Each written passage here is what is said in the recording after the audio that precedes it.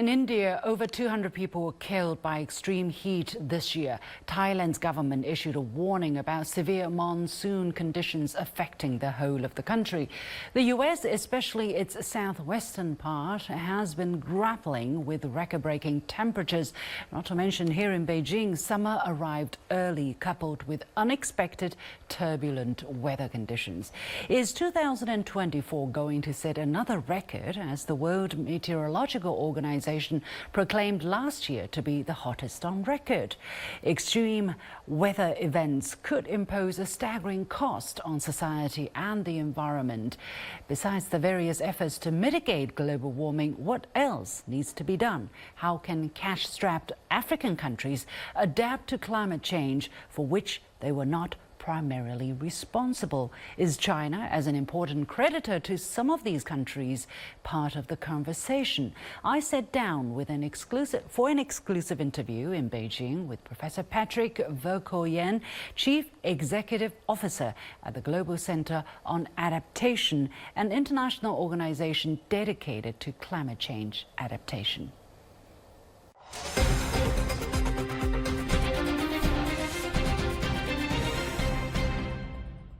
Welcome, Professor Verkooijen, to The Point. First of all, help us understand what exactly is adaptation and why is it so important?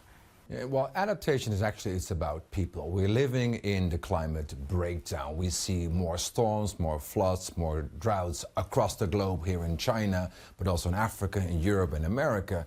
And the question is, how are we coping with this climate emergency? So it is about doing agriculture differently. It's about building our infrastructure differently. It is about people inherently, how they develop.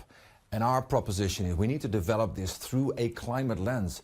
It doesn't make sense to build a road which will be washed away the following day. It doesn't make sense to do agriculture when the water is not sufficient. So we need to do our lives differently. And we now need to think about not only of the weather and the climate of today, but also where we're heading tomorrow. So we need to have this foresight on how we achieve our goals in life. And climate is a very important phenomenon which dictates whether we'll succeed and thrive or whether we fail in life. So in that sense, adaptation is adapting to the reality around us. We as mankind have been doing that from the beginning, but now the climate emergency is accelerating the need to adapt to weather circumstances around us. Well, if you look at where we are, for instance, Beijing, what are some of the things you can point to as examples of adaptation adequate or not adequate at the moment? So here in Beijing or in China or in Africa or in Europe or in America, I mean, there's lots of sort of efforts to adapt to a changing climate. Whether it's, let's say, in a city like Beijing, where different green parks are being initiated because, of course, it reduces the heat stress.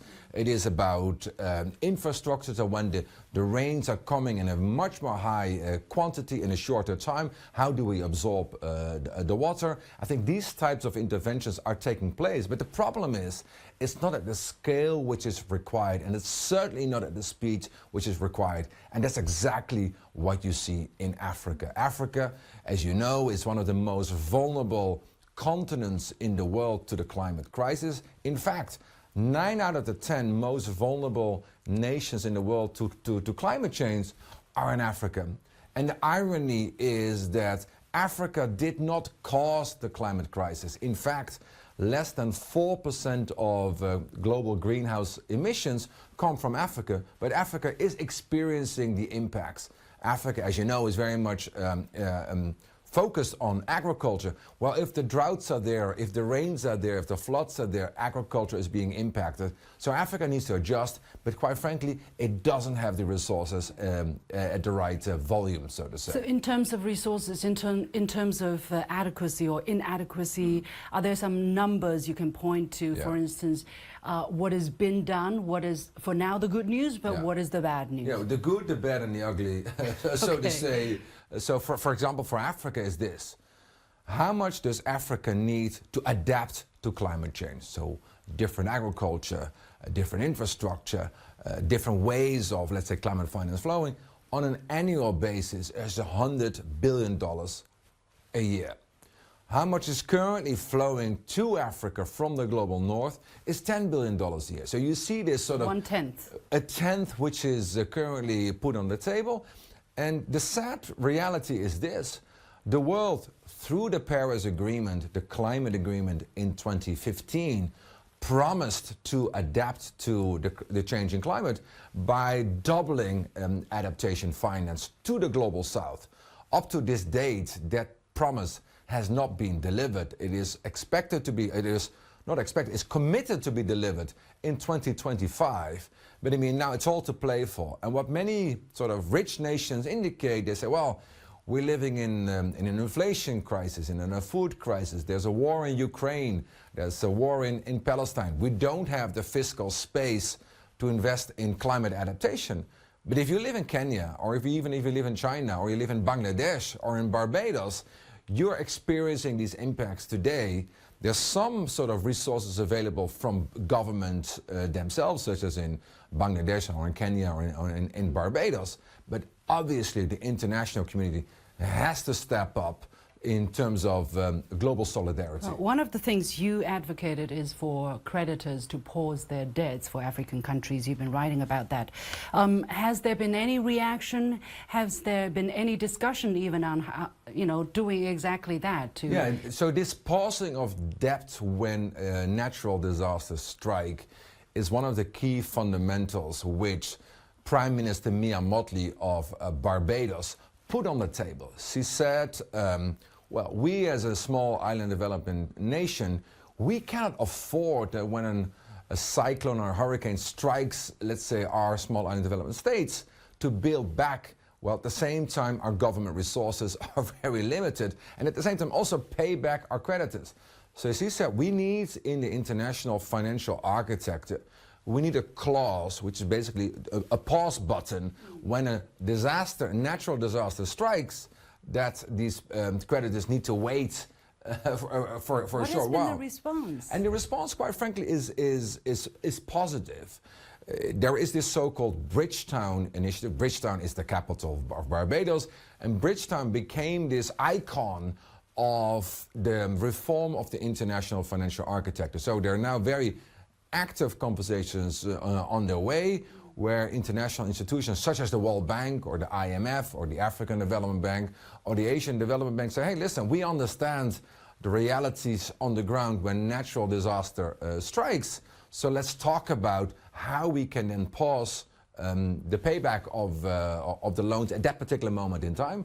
And I think that's a very healthy conversation to have, but that now needs to be concluded so that when the next hurricane season comes in the Caribbean, which is this July and August, indeed that natural disaster clause kicks in. Are you happy with the kind of speed of reaction or the speed of changes people are taking in order to adapt adequately to climate change? Well, that's a good question. I'm not necessarily a pessimist that we're not going fast enough. I'm definitely not an optimist. I'm not naive, but I'm very determined to accelerate speed and scale on adaptation. And one example is this. Together with the African Development Bank and the African Union, we as Global Center on Adaptation have put on the table the largest adaptation program in the world for Africa, the Africa Adaptation Acceleration Program. It's $25 billion over 5 years. Currently $9 billion in the last 2 years have already been invested. The good thing is, so you can see on the ground that this is working, and it is not just a moral case that we have to invest because Africa is suffering, although we do. It's an economic case, because it's interesting. Every dollar, euro, pound you invest in climate adaptation, be it in agriculture, be it in infrastructure, has a much higher return on that particular dollar, pound or euro. So it makes economic sense to do so. If you talk to a Minister of Finance and you talk about the economics of climate adaptation, it's very compelling. But now what is required at a scale which is not just in the millions or in the billions. We need a shift of the trillions of our global financial system to unlock the resources required for this agenda. Well, you are working very closely with China, and you talk about China's global leadership being absolutely critical to the success in climate adaptation globally. What exactly do you mean, and what has China been, how has China been responding to the calls to step up adaptation? Yeah, I think President Xi Jinping's leadership in a run-up to the Paris Agreement in 2015, together at that time with President Obama, was vital. Otherwise, there was no Paris Agreement in the first place, one. Secondly, in the Paris Agreement, there is a clause that the world will step up on lowering our carbon footprint, good, but we're not on track. There was also a clause that we would increase our financing, good, but we're not on track. But the third clause is that the world would also adapt to this changing reality. And what China has been doing in the last few years is actually quite inspiring. It put on the table its own national adaptation strategy for 2035, and we as Global Center on Adaptation were very privileged to work with China on this. The good thing about that is that the country of China, the size of China, the political influence China has, it demonstrates what can be done, not just in China, but there's also inspiration for the rest of the world that the lessons from China will be translated to other parts of the world. And can you point to one example, for instance, one of the things that China did in adaptation? So one example is very important, say, for Africa. China is very advanced in the agriculture sector. China is, particularly in innovation, right? I mean, it's the best and the brightest minds are here in China on agriculture. If you live in Africa, and if you live in a small village and you know that the droughts are not coming, what do you need? You need drought-tolerant seeds, that it grows also when the water is not there. Those types of innovations are not just only coming from the West, but are certainly also coming from China. So this South-South collaboration is a very strong feature of Chinese sort of global leadership, particularly on adaptation. So I think that is very important, but also there more can be done. It's not just China and the global South. Where is the global North in terms of financing? Where is the global North in terms of sharing best practices? It's a global coordinated effort which is required now because we're in the eye of the storm of the climate emergency, all hands on deck. How come do you think China is able to play this role? I see as a bridge, you know, between the more advanced technologies of the developed countries to the global South.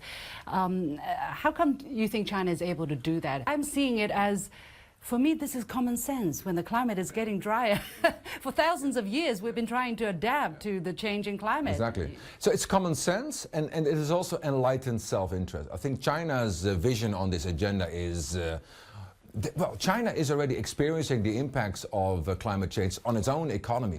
From some account, it's from 0.5% to 2% of GDP on an annual basis it's losing. So if you think about it, if you lose, let's say 2% of GDP on an annual basis, but if you were to invest, let's say a fraction of that 2% to address these impacts, it makes indeed it's commonsensical, and hence it makes economic sense. So that's the vision of China.